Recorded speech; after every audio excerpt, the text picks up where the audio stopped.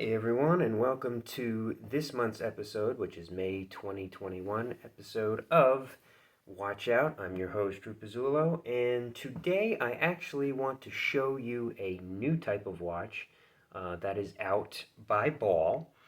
And the one we want to explore today, since the temperature is changing into the summer, speaking of temperature, this is a watch that actually features one.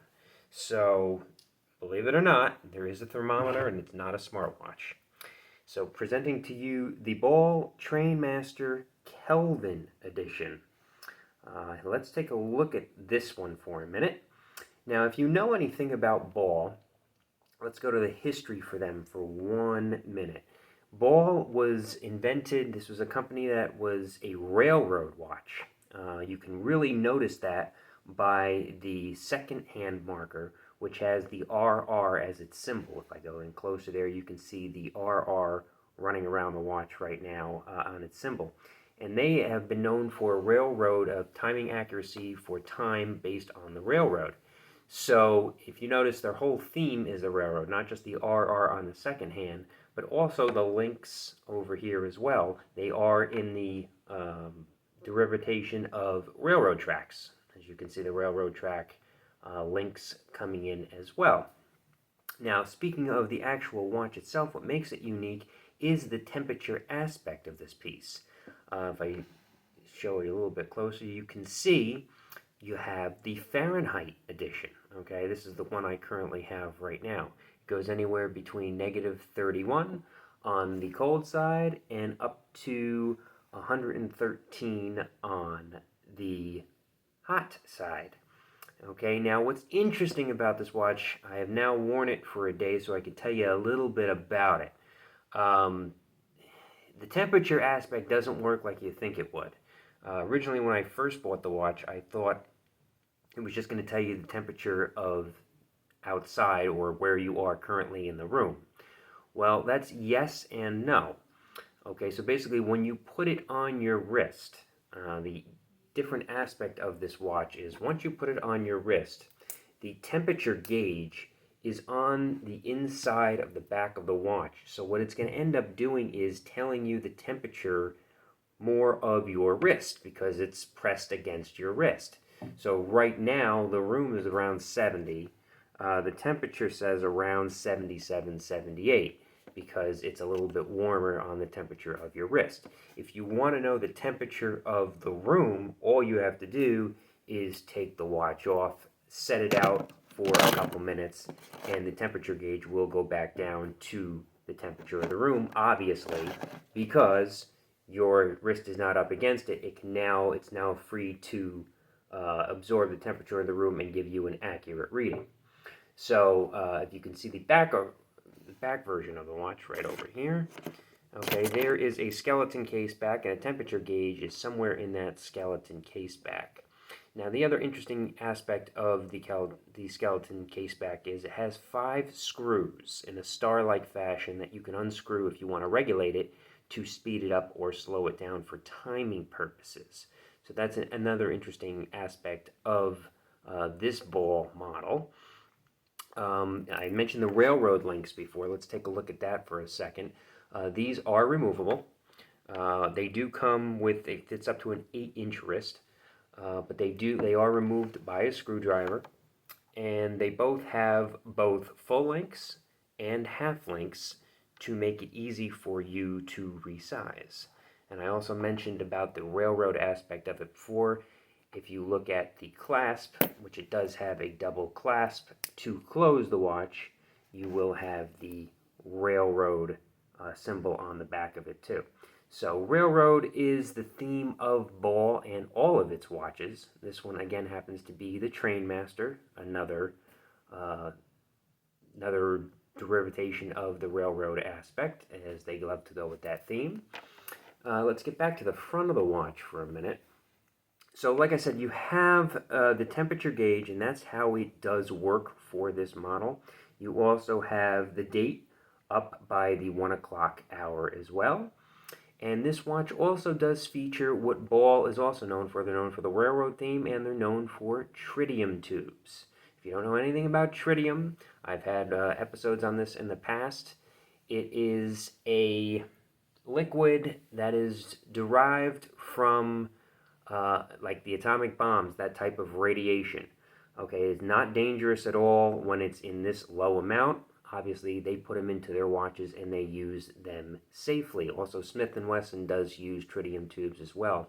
The good thing about tritium tubes is they do last for up to 30 years. They keep glowing, baby, because it is a form of radiation. So it just glows for a good 30 years before they burn out, as opposed to luminescence, which sometimes can last for around 5 to 10 years before you have to replace it. So, and the tritium tubes on this one, they're not full tritium tubes, they're dots that go on every hour, right above the hour markers.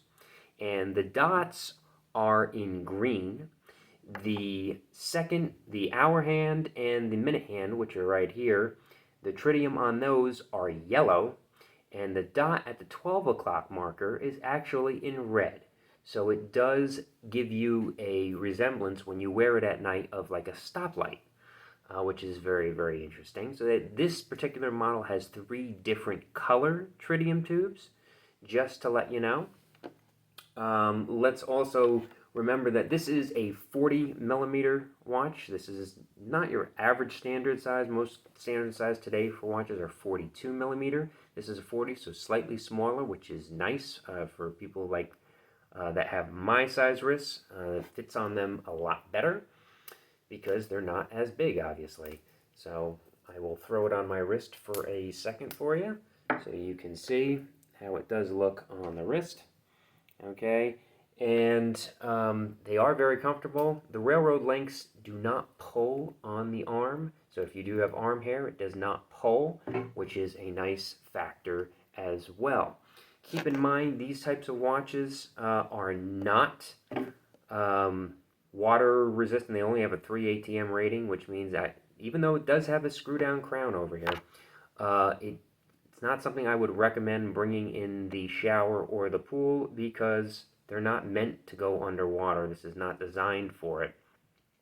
You would want to go to a different model for that. So just keep that in mind. The railroad model is not really designed for underwater purposes.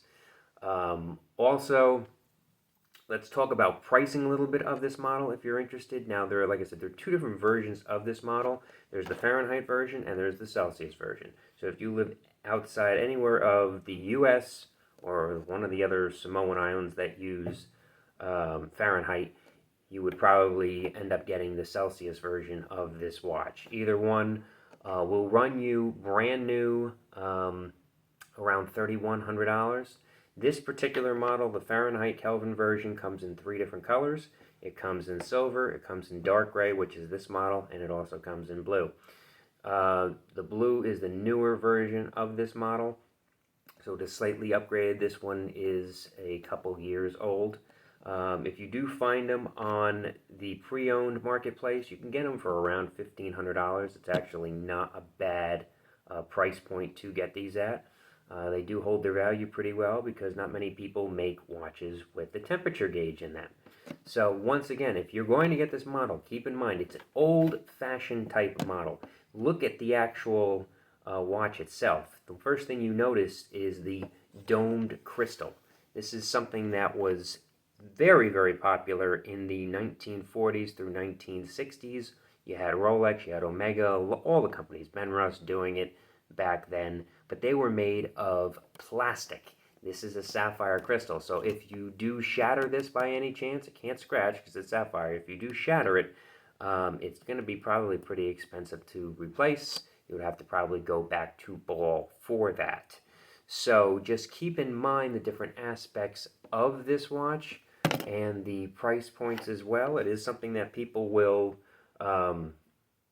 really take notice of because not many watches show the actual temperature, but just realize how you have to take the temperature. That's not normal either. You're going to have to take the temperature with it off your wrist for about 5 to 10 minutes to get the temperature of the room. If you want the temperature of your wrist or your body, leave it on your wrist. It will heat up because the temperature gauge, like I said, is in the back of the watch. So once again, guys, as we move into summer, I thought it was an interesting little play on that as the temperature rises. We have watches to actually go through that. That's not a smartwatch or an Apple or a Fitbit or anything else like that. This is old school, and I do recommend, if you do like the temperature and you want something a little bit unique on your wrist, this would be a good model to pick up. Next month, we will examine going to the beach, and a great beach watch I do have in store that's coming in that I will review next week for everybody. That one by Corum, and we will take a look at the ocean and the tides as we do move into June of 2021. Thanks everybody for joining me today, and watch out. We'll see you next episode.